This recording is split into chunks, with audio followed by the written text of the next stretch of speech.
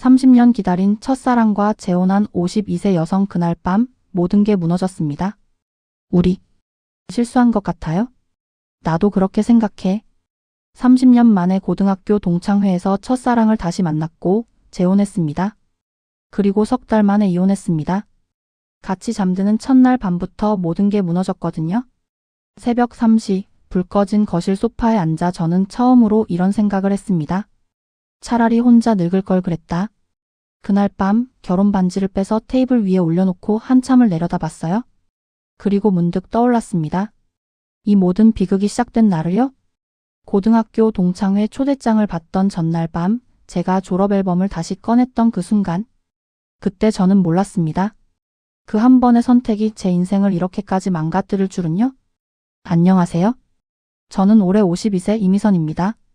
오늘은 제가 30년을 기다린 첫사랑과 재혼했다가 석 달 만에 이혼하게 된 이야기를 들려드리려 합니다. 황혼 재혼을 꿈꾸시는 분들, 첫사랑에 대한 환상을 갖고 계신 분들께 꼭 들려드리고 싶은 이야기입니다. 일장 홀로 남겨진 52세의 일상. 그날도 평범한 아침이었어요. 52세. 남편과 사별한 지 2년 차. 자녀들은 모두 독립했습니다.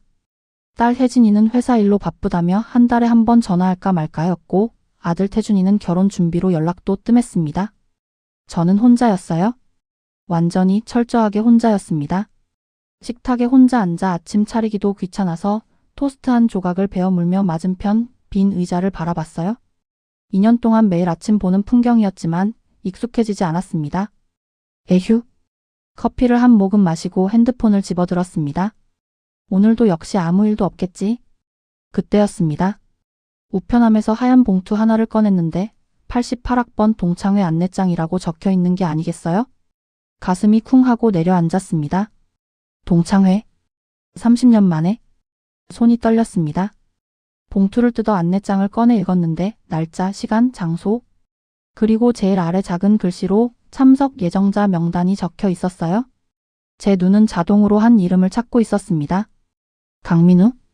그 이름을 발견하는 순간 숨이 멎는 것 같았어요. 30년 전 고등학교 3학년 3반 반장이었던 그 소년.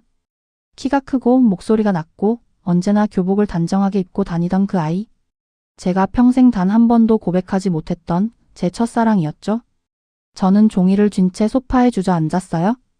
심장이 너무 빠르게 뛰어서 숨쉬기가 힘들었습니다. 민우가 온다고?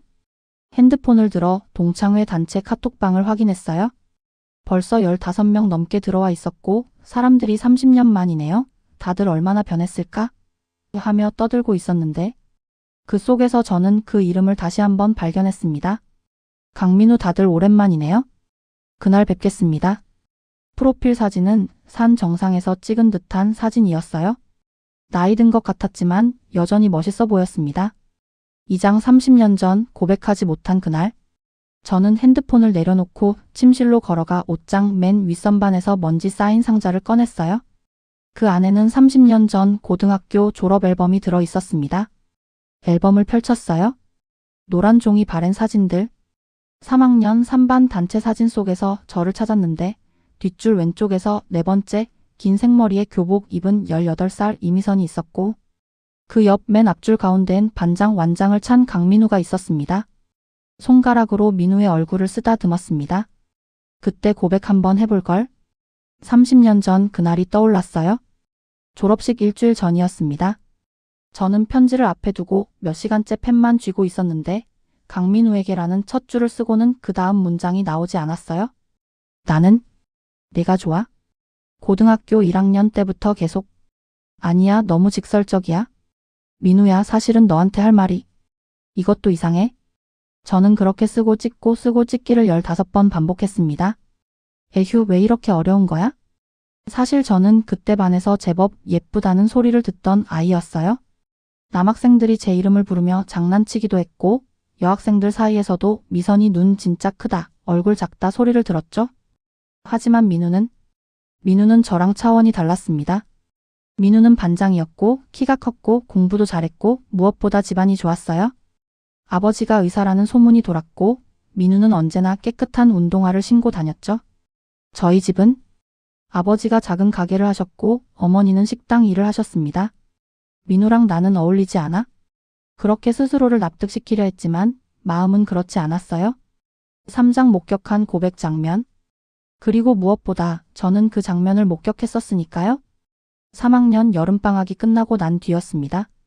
우리 반에서 제일 공부 잘하고 집안도 좋은 서연이가 민우에게 고백했다는 소문이 돌았는데 저는 그날 방과 후 교실 뒤편 사물함 앞에 숨어서 그 장면을 봤어요. 서연이가 민우 앞에 서서 분홍색 편지 봉투를 내밀었습니다. 민우야, 이거. 민우는 잠깐 망설이다가 편지를 받지 않았어요. 미안 서연아. 나 지금은 공부에만 집중하고 싶어.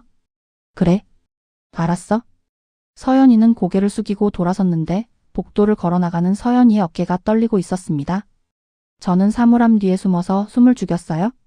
서연이도 거절당했어. 서연이가 그렇게 예쁘고 공부도 잘하는 서연이가. 그날 밤 저는 이불 속에서 울었습니다.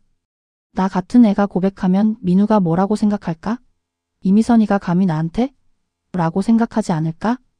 민우는 저한테 친절했어요.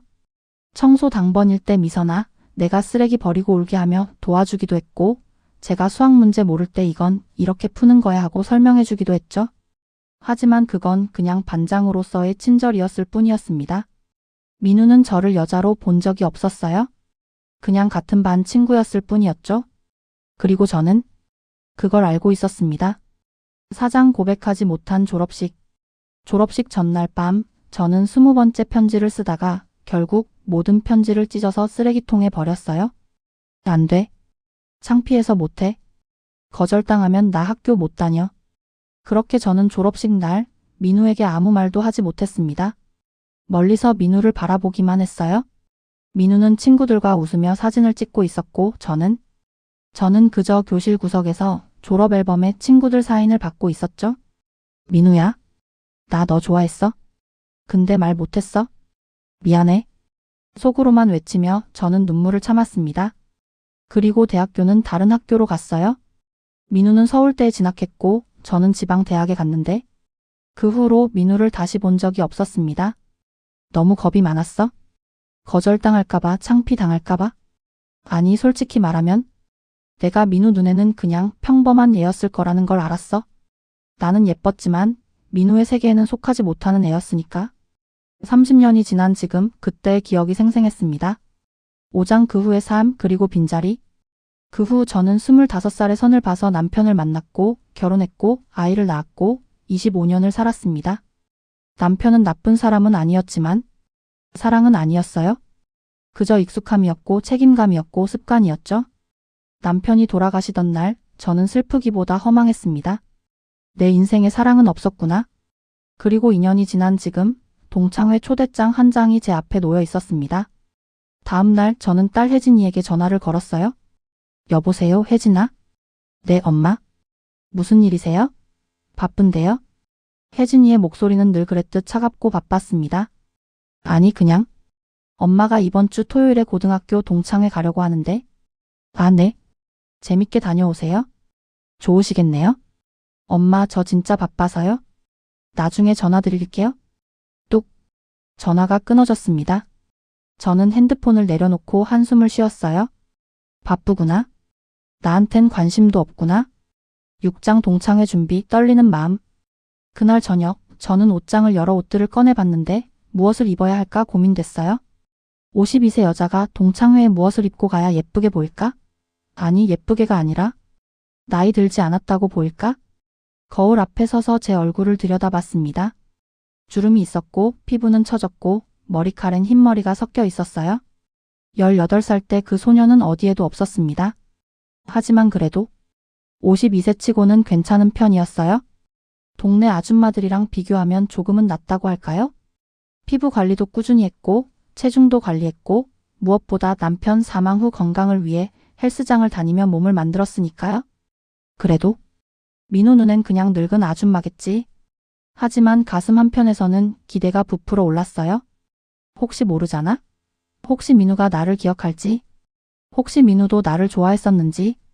혹시 바보 같은 생각이야? 스스로에게 말했지만 멈출 수 없었습니다. 50년을 살면서 단 한 번도 느껴보지 못한 이 설렘을, 이 두근거림을. 7장 동창회 전날 밤. 동창회 전날 밤 저는 침대에 누워 졸업앨범을 펼쳐놓고 핸드폰으로 민우의 사진을 찍었어요. 두 손가락으로 확대하고 또 확대하며 그 소년의 눈을, 코를, 입을 들여다봤습니다. 내일이면 30년 만에 널 다시 보는 거야? 눈물이 핑 돌았어요. 왜 우는지 모르겠습니다. 기쁨인지 슬픔인지 후회인지 알 수 없었어요. 그때 고백할걸? 그랬으면 내 인생이 달라졌을까? 하지만 이제 와서 후회해봤자 소용없었습니다. 30년이 지났고 저는 52세 과부였고 민우는 어떤 삶을 살았을까요? 결혼했겠지. 아이도 있겠지. 행복하게 살았겠지. 그렇게 중얼거리며 저는 졸업앨범을 꼭 안고 잠들려고 했어요. 하지만 잠은 오지 않았습니다. 새벽 3시까지 저는 천장만 바라보며 생각했어요. 내일 무슨 말을 해야 하지? 오랜만이야? 아니면 잘 지냈어? 아니면 나 기억해? 가슴이 두근거렸습니다. 52세인데도 마치 18살 소녀로 돌아간 것 같았어요. 이 나이에 이런 기분을 느낄 줄은 몰랐는데 핸드폰 화면 속의 사진을 다시 한번 바라봤습니다. 그리고 작게 미소 지었어요. 내일 꼭 말할 거야. 30년 늦었지만 내가 너를 좋아했었다고? 하지만 그 다짐이 얼마나 순진한 것이었는지 그때 저는 몰랐습니다. 8장 30년 만의 재회. 토요일 오후 2시. 저는 호텔 연회장 입구 앞에 서서 한참을 망설이고 있었어요. 손에는 핸드백을 꽉 쥐고 있었고 심장은 미친 듯이 뛰고 있었습니다. 들어가자. 이미 여기까지 왔잖아. 거울로 마지막 점검을 했어요. 베이지색 원피스, 살짝만 화장한 얼굴, 염색한 머리. 최선을 다했습니다. 52세 이미선. 이게 내가 할 수 있는 최선이야? 문을 열고 들어갔습니다. 어머, 미선이다. 이미선. 얘들아, 미선이 왔어? 옛 친구들이 저를 보고 환호성을 질렀어요. 25명쯤 되는 사람들이 이미 와 있었고 다들 30년의 세월만큼 늙어 있었습니다. 누가 누군지 알아보기 힘들 정도로요. 어머, 미선아. 너 하나도 안 늙었다. 진짜 52세 맞아? 40대 같은데. 친구들의 칭찬이 쏟아졌지만 저는 그 말들이 귀에 들어오지 않았어요. 제 눈은 연회장 안을 후그며 단 한 사람만을 찾고 있었습니다. 그리고 발견했습니다. 창가 쪽 테이블에 앉아 커피를 마시고 있는 남자. 회색 재킷에 검은색 터틀넥을 입고 있었고 머리는 반백이었지만 자세는 곧았습니다. 옆에 앉은 남자 동창들과 이야기를 나누며 웃고 있었는데 강민우? 30년 만에 보는 그 사람이었습니다. 숨이 멎는 것 같았어요. 다리에 힘이 풀려서 그 자리에 서 있기도 힘들었습니다. 나이 들었네. 하지만 여전히 멋있어. 민우는 제가 생각했던 것보다 훨씬 잘 늙었어요. 배가 나오지도 않았고 자세도 곧았고 무엇보다 그 분위기가 여전히 고급스러워 보였습니다. 미선아, 뭐해? 인사하러 가자. 친구가 제 팔을 잡았어요. 저는 할 수 없이 민우가 있는 테이블 쪽으로 걸어갔는데 다리가 떨려서 제대로 걷기도 힘들었습니다. 그때 민우가 고개를 돌렸어요. 우리의 눈이 마주쳤습니다. 순간 시간이 멈춘 것 같았어요. 민우의 눈이 조금 커지더니 천천히 미소를 지었습니다. 이미선. 맞지? 응. 민우야. 30년 만에 부르는 그 이름이었습니다. 목소리가 떨렸어요. 민우가 자리에서 일어나 저에게 다가왔습니다. 키는 여전히 컸고 저보다 한 뼘은 더 컸어요. 우와, 진짜 하나도 안 변했네. 얼굴 그대로야? 무슨 소리야? 나 완전 늙었는데? 아니야, 진짜? 너 그때 그대로야? 민우의 눈이 따뜻했어요. 거짓말이 아니라 진심으로 그렇게 생각하는 것 같았습니다. 가슴이 두근거렸어요. 30년 전 그때처럼 18살 소녀로 돌아간 것처럼. 구장 다시 찾은 설렘. 너는? 잘 지냈어? 응. 그럭저럭. 너는? 나도. 그냥. 대화가 어색했습니다. 30년이라는 세월이 우리 사이를 가로막고 있었어요. 하지만 동시에 30년 전 그때의 설렘도 함께 되살아나고 있었습니다. 동창회는 4시간 동안 이어졌어요. 식사를 하고 옛날 이야기를 나누고 사진을 찍고 그 시간 내내 저는 민우를 의식하고 있었습니다. 민우는 인기가 많았어요. 남자 동창들은 야, 민우야? 사업 잘 된다며? 하고 물었고 여자들은 민우야, 부인은 안 데리고 왔어? 하고 물었습니다. 아내는? 이미 2년 전에 세상을 떠났어? 민우의 대답에 주변이 조용해졌어요. 저도 깜짝 놀랐습니다. 민우도? 혼자구나? 아이고 미안해. 몰랐어? 괜찮아? 이제 좀 괜찮아졌어? 민우는 담담하게 말했지만 눈가에 슬픔이 어려 있었어요. 동창회가 끝나고 사람들이 하나둘 떠나기 시작했습니다. 저도 가방을 챙기려는데 민우가 다가왔어요. 미선아, 시간 있어? 응. 오랜만인데 우리 옛날 학교나 한번 가볼까? 여기서 그리 멀지 않잖아? 심장이 쿵쾅거렸습니다. 민우가 나를 따로 만나자고 하다니? 가자. 10장 학교 앞에서의 고백. 민우의 차는 검은색 그랜저였어요. 깨끗하고 고급스러웠습니다. 저는 조수석에 타며 차 내부를 둘러봤는데 가죽 시트에서 은은한 향기가 났어요. 차 좋다. 응, 작년에 샀어. 혼자 다니기엔 좀 크긴 한데. 민우는 능숙하게 운전대를 잡으며 출발했습니다. 차 안은 조용했어요. 라디오에서 잔잔한 클래식이 흘러나왔고 저는 창밖을 바라보며 가슴을 진정시키려 했습니다. 꿈 같아. 내가 지금 민우 차에 타고 있다니. 15분쯤 달렸을까요? 민우가 차를 세웠어요. 우리 고등학교 정문 앞이었습니다. 우와. 여기 그대로네. 그러게. 30년이 지났는데 하나도 안 변했어. 우리는 차에서 내려 학교 앞을 걸었어요. 정문은 잠겨 있었지만 담벼락 너머로 운동장이 보였습니다. 저기 우리 반 교실이었는데. 민우가 3층 건물을 가리켰어요. 맞아. 3학년 3반. 제일 끝 교실. 추억이 밀려왔습니다.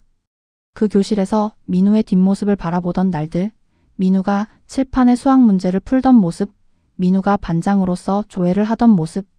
너 기억나? 그때 내가 청소 당번 대신 해준 적. 응, 기억나? 내가 감기 걸려서 못했을 때 민우가 웃었어요.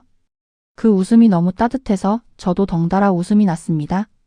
우리는 학교 앞 문방구로 걸어갔어요. 30년 전 우리가 자주 가던 그곳은 이제 편의점으로 바뀌어 있었지만 그 자리는 그대로였습니다. 여기서 너랑 친구들이랑 쫀득이 먹던 거 기억나? 어머, 너도 기억해? 나 그때 항상 포도맛 먹었는데. 맞아, 포도맛. 나는 딸기맛만 먹었지. 우리는 편의점에 들어가 아이스크림을 샀어요. 52세 아저씨와 아줌마가 학교 앞에서 아이스크림을 먹는 모습이 우스웠지만 기분이 좋았습니다. 미선아? 응? 나? 솔직히 말할게. 민우의 표정이 진지해졌어요. 나 너 바로 기억했어? 동창회 초대장 받고 참석자 명단 봤을 때 제일 먼저 내 이름 찾았어? 심장이 멎는 것 같았어요. 진짜? 응. 너. 그때 우리 반에서 제일 예뻤. 나 사실 너 좋아했었어? 뭐라고? 저는 아이스크림을 떨어뜨릴 뻔했습니다. 민우가 나를 좋아했었다고? 근데 말 못했어. 난 공부에 집중해야 했고 너는 나한텐 너무 예뻐서 감히 다가갈 수가 없었어. 민우야. 30년 만에 봤는데 너무 반가웠어. 그리고 여전히 예뻐서 놀랐어. 눈물이 핑 돌았습니다. 30년을 기다린 그 말이었어요? 나도 너 좋아했었어? 민우의 눈이 커졌어요. 진짜? 응. 근데 말 못했어. 너는 나한텐 너무 멀었어. 집안도 좋고 공부도 잘하고 나 같은 애랑은 어울리지 않는다고 생각했어. 바보. 민우가 제 손을 잡았습니다. 따뜻했어요. 그의 손이 제 손을 감싸는 순간 30년의 세월이 사라지는 것 같았습니다. 미선아, 우리 이제라도 만난 게 운명 아닐까? 운명? 응. 30년 만에 다시 만났는데 둘 다 혼자고. 이거 운명이야? 민우의 눈이 진지했어요. 11장 6개월간의 연애 그리고 청혼. 그날 이후 저와 민우는 자주 만났습니다. 일주일에 2~3번씩 만나 식사를 하고 영화를 보고 산책을 했어요. 민우는 항상 차로 데리러 왔고 식사 계산도 항상 민우가 했습니다. 미선아, 다음 주 토요일에 백화점 같이 갈래? 백화점? 왜? 너한테 선물 하나 해주고 싶어서. 선물? 무슨 선물? 가면 알아? 토요일, 민우는 저를 강남의 유명 백화점으로 데려갔어요. 명품 매장들이 즐비한 곳이었습니다. 여기서 뭐 하게? 너 가방 하나 골라봐. 내가 선물할게. 가방? 여기 가방 비싼데? 나 필요 없어. 괜찮아? 내가 사줄게. 민우는 제 손을 잡고 명품 가방 매장으로 들어갔어요. 샤넬, 루이비통, 구찌. 가격표를 보니 눈이 휘둥그레졌습니다. 180만 원, 250만 원, 420만 원. 민우야, 여기 너무 비싼데? 괜찮아? 네가 마음에 드는 거 골라. 직원이 다가와 가방들을 보여줬어요. 저는 어쩔 수 없이 가장 작고 저렴해 보이는 가방을 골랐는데 그것도 130만 원이었습니다. 이거 괜찮아? 좋아. 이거 포장해 주세요. 민우는 아무렇지 않게 카드를 꺼내 계산했어요. 130만 원을 눈 하나 깜짝하지 않고 저는 그 모습에 놀라움을 감출 수 없었습니다. 민우는 정말 성공했구나. 돈이 많구나. 6개월이 흘렀습니다. 민우와 저는 일주일에 서너 번 만났고 때로는 주말에 당일치기 여행도 갔어요. 강원도 바닷가, 전주 한옥마을, 경주 첨성대. 둘이서 손잡고 걸으며 마치 20대 연인처럼 행복했습니다. 어느 토요일 저녁이었어요. 민우가 저를 한강변 고급 레스토랑으로 데려갔습니다. 야경이 아름다운 곳이었고 조명이 은은했어요. 미선아, 오늘 특별한 날이야. 무슨 날? 우리가 다시 만난 지 딱 6개월 되는 날. 민우가 와인을 주문했어요. 저는 술을 잘 못하지만 분위기에 취해 한 잔 받아 마셨습니다. 식사가 끝날 무렵 민우가 자리에서 일어나더니 제 앞에 무릎을 꿇었어요. 민우야, 뭐해? 미선아. 민우가 주머니에서 작은 벨벳 상자를 꺼냈습니다. 그리고 뚜껑을 열었는데 안에는 반짝이는 다이아몬드 반지가 들어있었어요. 심장이 멎는 것 같았습니다. 나랑 결혼해 줄래? 주변 손님들이 저희를 바라보기 시작했어요. 누군가는 박수를 치고 누군가는 핸드폰을 들어 사진을 찍었습니다. 저는 눈물이 났어요. 52년을 살면서 이런 청혼을 받아본 적이 없었습니다. 남편과는 선을 봐서 만났고 부모님이 정해준 날짜에 결혼했었어요. 청혼이라고 할 것도 없었죠. 하지만 민우는 무릎을 꿇고 반지를 내밀며 저에게 청혼하고 있었습니다. 미선아, 대답해줘. 나랑 결혼해 줄래? 민우야. 30년을 기다렸어. 이제 너랑 평생 함께하고 싶어. 눈물이 주르르 흘러내렸어요. 응. 그럴게. 민우가 환하게 웃으며 저를 안아줬습니다. 주변에서 박수가 터져 나왔고 저는 민우의 품에 안긴 채 울었어요. 이게 운명인가 봐. 30년 만에 다시 만난 게 운명이었나 봐. 12장. 자식들의 반대. 하지만 현실은 달랐습니다. 다음 날 저는 딸 혜진과 아들 태준을 불러 조심스럽게 말을 꺼냈어요. 애들아, 엄마가 할 말이 있어. 혜진과 태준이 소파에 나란히 앉았습니다. 혜진의 얼굴은 이미 굳어 있었어요. 엄마 설마? 응. 엄마가 재혼하기로 했어? 순간 거실이 얼어붙었습니다. 태준이 먼저 입을 열었어요.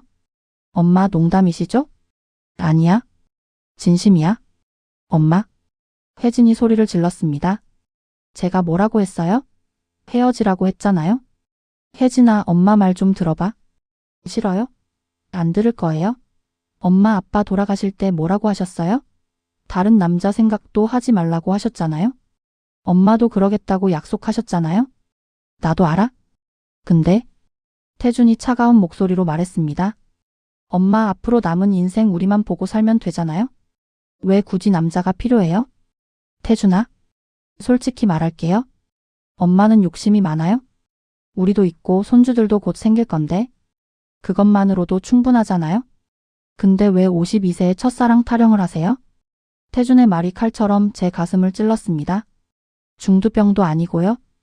태준아, 네, 솔직히 창피해요. 제 친구들한테 우리 엄마 52세에 재혼했어라고 어떻게 말해요? 다들 비웃을 거예요. 혜진도 거들었어요. 엄마, 저도 회사에서 얼굴 들고 다닐 수가 없어요? 동료들이 뭐라고 하겠어요? 너희 엄마 52세에 재혼했다며? 대단하시네 라고 비꿀 거예요. 애들아, 엄마도 사람이야. 외롭다고? 외로우면 교회 다니세요. 친구들 만나시고요. 왜 꼭 결혼이에요? 저는 아무 말도 할 수 없었어요. 아이들의 차가운 시선 앞에서 제 선택이 정말 잘못된 건가 싶었습니다. 엄마, 마지막으로 말할게요. 혜진이 일어서며 말했습니다. 그 사람이랑 결혼하시면 저 엄마랑 연 끊을 거예요. 진짜예요? 혜진아? 그리고 태준이도 마찬가지예요? 그렇지, 태준아? 태준이 고개를 끄덕였습니다. 네, 저도 마찬가지예요. 두 아이는 그렇게 집을 나갔어요? 13장 결혼식 그리고 첫날 밤의 충격. 하지만 저는 민우와 결혼하기로 했습니다. 30년을 기다렸는데 이제 와서 포기할 순 없었어요. 결혼식 날이 크게 할 생각은 없어서 작은 웨딩홀 하나 빌렸습니다. 하객도 많지 않았어요. 옛날 동창 몇 명, 교회에서 알던 사람들 몇 명, 그리고 어쩔 수 없이 온 아이들. 민우 딸 은주는 끝내 오지 않았어요. 결혼식은 조용히 치렀습니다. 저는 혼자 식장 가운데를 걸어 들어갔고 민우 옆자리는 비어 있었습니다. 사진을 찍을 때도 다들 말이 없었어요. 웃고는 있었지만 마음까지 웃는 얼굴은 아니었죠.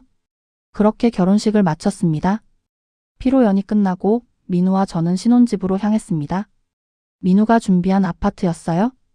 분당의 고급 아파트였고 깨끗하고 넓었습니다. 미선아, 여기가 우리 집이야? 응. 저는 가방을 내려놓고 거실 소파에 앉았어요. 민우가 옆에 앉으며 제 손을 잡았습니다. 오늘 수고했어. 예뻤어. 고마워. 하지만 제 마음은 복잡했어요. 혜진과 태준의 차가운 눈빛이 자꾸만 떠올랐고 은주가 끝내 오지 않은 것도 마음에 걸렸습니다. 내가 정말 잘한 걸까? 그날 밤 저는 침실에 서서 거울을 바라봤어요. 새로 산 잠옷을 입고 있었는데 52세의 몸이 부끄러웠습니다. 처진 피부, 늘어진 뱃살, 주름진 목. 첫날 밤이라고 해봤자 우리 나이에? 민우는 욕실에서 샤워를 하고 있었어요. 물소리가 들리다가 멈췄습니다. 문이 열리고 민우가 나왔는데 저는 깜짝 놀랐어요. 민우는 기억 속의 그 모습이 아니었습니다. 배가 나와 있었고 가슴에는 털이 많았고 다리는 가늘었어요. 동창회 때 입었던 재킷에 숨겨져 있던 몸이 이제야 드러났습니다. 미선아? 민우가 침대로 다가왔어요. 저도 침대에 앉았습니다. 우리는 서로를 바라봤는데 어색했어요. 30년을 기다렸지만 막상 이 순간이 오니 어떻게 해야 할지 몰랐습니다. 드디어 30년을 기다린 이 순간 가슴이 두근거렸어요. 18살 때 꿈꿨던 그 순간, 졸업 앨범을 보며 상상했던 그 순간이 드디어 눈앞에 있었습니다. 민우가 저를 안으려고 했어요. 저도 눈을 감고 준비했는데 시간이 흘렀습니다. 5분, 10분, 아무 일도 일어나지 않았어요. 민우의 품에 안겨 있었지만 민우는 움직이지 않았습니다. 아니, 움직일 수 없었습니다. 민우의 숨소리가 거칠어졌어요. 당황한 듯한 부끄러운 듯한 숨소리였습니다. 침묵이 흘렀어요. 어색하고 무겁고 고통스러운 침묵이었습니다. 민우가 한숨을 쉬며 몸을 뗐습니다. 미안해. 그 한마디가 전부였어요. 괜찮아? 저도 그렇게 대답했지만 사실 괜찮지 않았습니다. 나이가 나이다 보니 그게 잘 안 돼서. 민우의 목소리가 작아졌어요. 남자로서의 자존심이 무너지는 소리였습니다. 저는 민우의 손을 잡았습니다. 괜찮아? 우리 나이에? 그게 중요한 건 아니잖아? 위로의 말을 했지만 제 목소리도 떨리고 있었어요. 민우는 고개를 돌리며 침대 반대편으로 누웠습니다.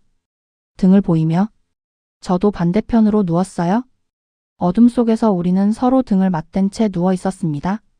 30년을 기다렸는데 눈물이 났어요.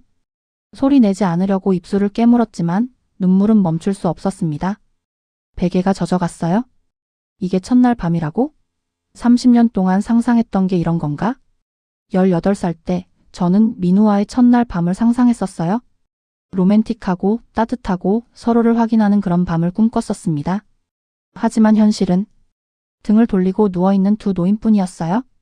남편하고 살 때는 적어도 이런 일은 없었는데 그때 민우의 코 고는 소리가 들리기 시작했어요. 크앙, 드르렁, 코골이였습니다. 마치 천둥 소리 같았어요. 저는 베개로 귀를 막았지만 소용없었습니다. 민우의 코골이는 베개를 뚫고 들어왔어요. 이 소리를 매일 밤 들어야 한다고? 눈을 감았다 떴다를 반복했어요. 잠이 오지 않았습니다. 시계를 봤어요. 새벽 1시. 민우는 여전히 코를 골고 있었고 저는 여전히 잠들지 못하고 있었습니다. 왜 결혼했을까? 혼자 사는 게 더 나았던 건 아닐까? 침대에서 일어나 거실로 나왔어요. 소파에 앉아 창밖을 바라봤습니다. 분당의 야경이 화려하게 빛나고 있었지만 제 마음은 어둡고 공허했어요. 새벽 3시까지 저는 소파에 앉아 있었어요. 눈물을 흘리며 30년의 기다림이 무너지는 걸 느끼며 첫날 밤부터 이런데 앞으로는 어떻게 되는 거지? 불안했어요. 두려웠어요. 그리고 무엇보다 후회됐습니다. 혜진이가 맞았던 건가? 내가 큰 실수를 한 건가? 저는 거실 소파에서 잠들었어요. 꿈속에서도 민우의 코 고는 소리가 들렸습니다. 14장 석 달 후 그리고 이혼. 이야기를 마무리하겠습니다. 그 후 석 달 동안 저는 견뎠습니다. 아니 견디려고 애썼습니다. 매일 밤 민우의 코골이에 잠을 설쳤고 첫날 밤 이후로는 한 번도 부부관계를 갖지 않았고 식사 시간이 되면 민우는 늘 약부터 챙겨 먹었습니다. 민우는 점점 더 불평이 많아졌어요. 국이 너무 짜, 반찬이 매일 똑같아, 설거지가 제대로 안 돼 있어. 참았던 감정이 폭발한 건 결혼 석 달째 되던 어느 날 저녁이었습니다. 그날도 민우가 불평을 했고 저는 더 이상 참을 수 없었어요. 결국 저는 이혼을 결심했습니다. 민우 딸 은주가 찾아와 말해줬어요. 민우의 사업이 2년 전에 망했다는 것, 빚이 2억이 넘는다는 것, 전처에게도 똑같이 했다는 것을. 30년을 기다린 첫사랑은 환상이었습니다. 저는 18살 때 민우를 사랑한 게 아니라 제 상상 속의 민우를 사랑했던 거예요. 석 달 만에 이혼했습니다. 혼자여도 괜찮아? 지금 저는 다시 혼자입니다. 52세 이혼녀. 자녀들과의 관계도 회복 중이고 매일 아침 혼자 밥을 먹고 저녁에도 혼자 먹습니다. 외롭습니다. 하지만 괜찮습니다. 불완전하게 함께 사는 것보다 조용하게 혼자 사는 게 나을 수도 있으니까요. 딸 혜진이 말해줬어요. 엄마가 엄마 자신을 사랑하면 외로움도 견딜 수 있어요? 그래서 저는 이제 나를 사랑하려 합니다. 30년을 기다린 첫사랑은 이루어지지 않았습니다. 아니, 이루어졌지만 환상이었습니다. 하지만 괜찮습니다. 저는 이제 알았으니까요.